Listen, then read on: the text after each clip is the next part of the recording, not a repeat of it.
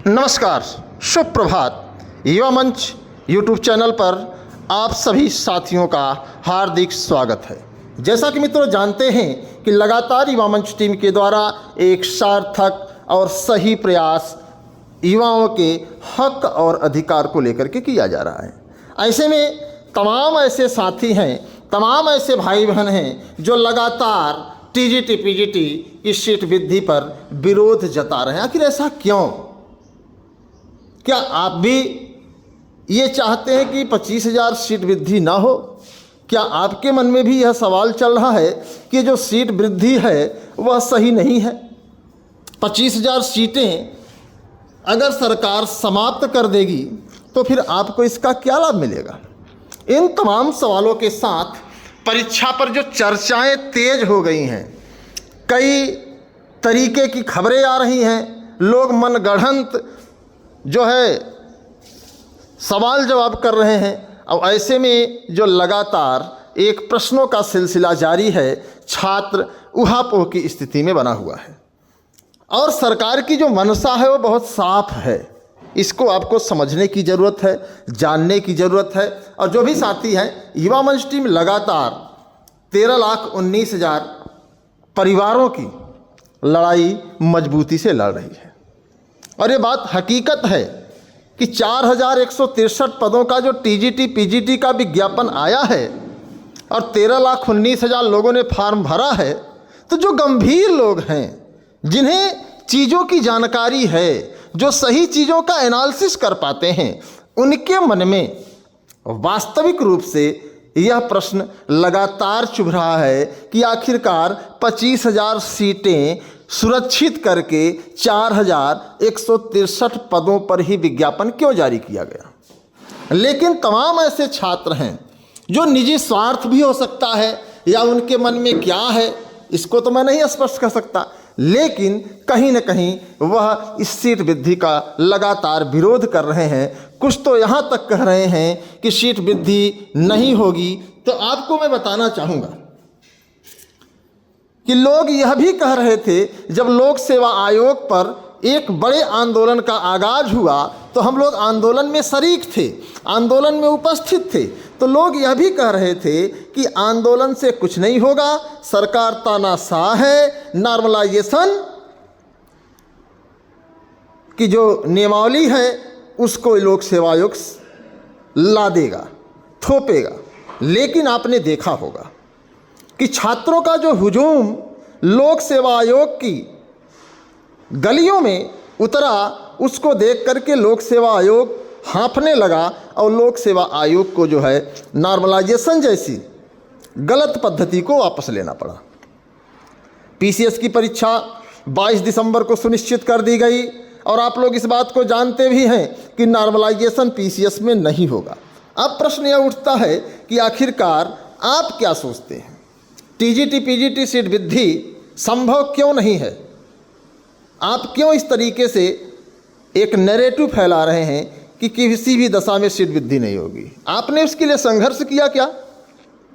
युवा मंच टीम अपने सीमित संसाधनों में लगातार प्रयास कर रही है, लगातार संघर्ष कर रही है और लगातार सरकार पर सवालिया निशाना बना रही है। तो अब आपके मन में जो चीज़ें हैं उसको तो मैं नहीं जानता, लेकिन मेरा जो प्रयास है लगातार जारी है सीट वृद्धि को लेकर के। और ऐसा इसलिए कि सरकार जो लगातार सरकारी नौकरियों में कटौती कर रही है, उसे हम लोग बर्दाश्त नहीं कर पाएंगे और इसका हम लोग खुलकर विरोध करेंगे। अगर आपको भी हमारे साथ आना है तो आप कमेंट बॉक्स में ज़रूर कमेंट करें, और नहीं आना है तो आप जिस हालात में हैं उस हालात में स्वस्थ और मस्त रहें। हमारी शुभकामनाएं हैं कि आप सकुशल अपना जीवन निर्वहन करें। सरकार की मंशा स्पष्ट है। परीक्षा पर चर्चा इसलिए हो रही है कि जैसे ही युवा मंच टीम ने एक बड़ा खुलासा किया कि परीक्षाएं जनवरी तक तो संभव नहीं हैं, जनवरी के बाद ही संभव हैं। ऐसे हालात में आप सब इस बात को जानते हैं कि दिसंबर लास्ट और जनवरी में परीक्षा संभव तो नहीं है। अब इसको कितने लोग मानते हैं, कितने लोग नहीं मानते हैं, थोड़ा वक्त का इंतज़ार करिए, आपके सामने चीज़ें स्पष्ट हो जाएंगी। सरकार की मंशा भी यही है और सरकार की मंशा के अनुरूप जो है आयोग काम करता है। 13,19,000 परिवार हैं जिन्हें उम्मीद है एक रोज़गार की, एक नौकरी की, और लगातार वो अपने भविष्य को लेकर के गंभीर हैं। एक बड़ा प्रश्न उठ रहा है, पुलिस भर्ती 60,244 पदों का अभी रिजल्ट जारी हुआ है। इस पर तमाम सियासत करने से बाज नहीं आ रही हैं। मैं एक्स हैंडल पर आज देख रहा था कि कई सियासी दल इस पर कटाक्ष कर रहे हैं, और वो कटाक्ष क्या है उस पर भी मैं चर्चा करूंगा, लेकिन आप थोड़ा सा इसको एक नज़र देखिए, फिर आपको हम बताते हैं। ये जो स्क्रीन पर आप देख रहे हैं, यह पुलिस भर्ती जो अभी आई थी 60,244 पदों का, उसका कट ऑफ है। अब कट ऑफ का मतलब आप समझते हैं कि क्या होता है, कि किस वर्ग के अभ्यर्थी को किस नंबर तक इस भर्ती में अंदर किया गया है, अर्थात चयनित माना गया है। अनारक्षित अर्थात जनरल कैटेगरी के जो भी अभ्यर्थी हैं 214.04644 है, ये कट ऑफ है। और आर्थिक रूप से कमज़ोर, जहाँ पर सवाल उठ रहे हैं मैं उस पर ही ध्यान केंद्रित करूँगा आप लोगों को, कि आर्थिक रूप से कमज़ोर वर्ग 187.31758 है। वहीं महिला का अगर कट ऑफ देखें तो 203 आरक्षित वर्ग और EWS 180.2366 है। तो यहीं अगर देखें अन्य पिछड़ा वर्ग 198.99599 है, तो वहीं महिला का देखें तो 189,39259। अब इस पर सवाल यह उठ रहा है कि आखिरकार जो लोग आरक्षण का लगातार एक अरसे से विरोध कर रहे हैं, खास तौर से जर्नल वर्ग के लोग, जो राजनीतिक दलों का कहना है कि EWS की मलाई तो खा रहे हैं, लेकिन इन्होंने यह नहीं देखा कि सामान्य वर्ग के लोग जिस आरक्षण का विरोध कर रहे हैं वही EWS आर्थिक रूप से कमज़ोर वर्ग के लोग कम कट ऑफ पर भी चयनित हो रहे हैं। तो ये कहीं ना कहीं सरकार की जो चाल है उस पर सवालिया निशान दागा जा रहा है।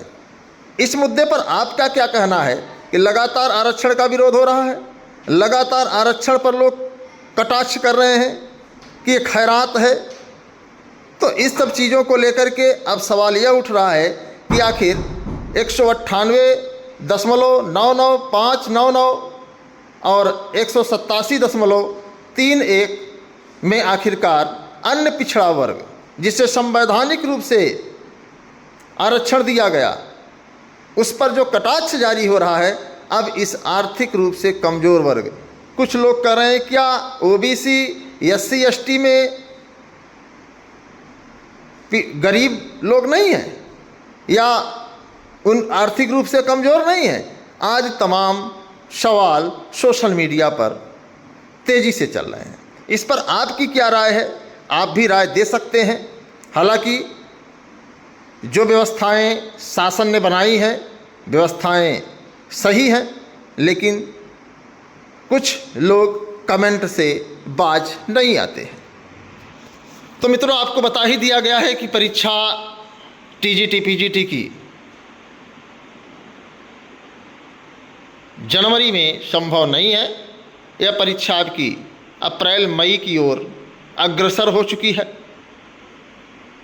और आप की क्या राय है सीट वृद्धि को लेकर के,